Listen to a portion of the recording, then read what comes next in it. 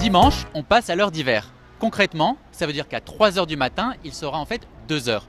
Donc la bonne nouvelle, c'est qu'on va tous dormir 1 heure de plus. Mais le changement d'heure n'a pas été inventé pour ça, mais pour des raisons d'économie d'énergie.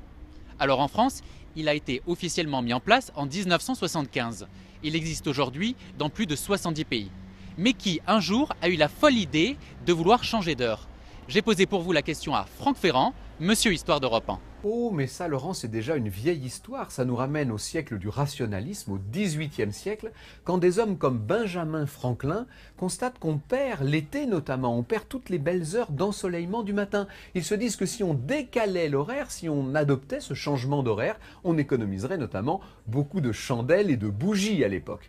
Ils ne sont pas les seuls à le dire. Un certain nombre de spécialistes vont s'en mêler. Un Anglais comme Willett va écrire un livre entier sur la question. Et cependant, les gouvernants se font tirer l'oreille. Les grandes nations vont attendre une crise majeure, la Première Guerre mondiale, pour adopter ce changement d'horaire. On est en 1916, en 1917, quand l'Angleterre, l'Allemagne, la France finissent par accepter cette véritable révolution qui va perdurer pendant toutes les années 30, jusqu'à la Seconde Guerre mondiale. Et vous savez qu'il faudra attendre de nouveau une autre crise, cette fois c'est le premier choc pétrolier en 1973, pour qu'on y songe sérieusement. La France adoptera de nouveau le changement d'horaire en 1975. Merci Franck Ferrand pour ce petit plongeon au cœur de l'histoire. Et puis n'oubliez pas, dimanche, on change d'heure. Et si vous avez une question d'actualité, vous nous l'envoyez sur le Twitter d'Europe 1, hashtag, c'est votre question.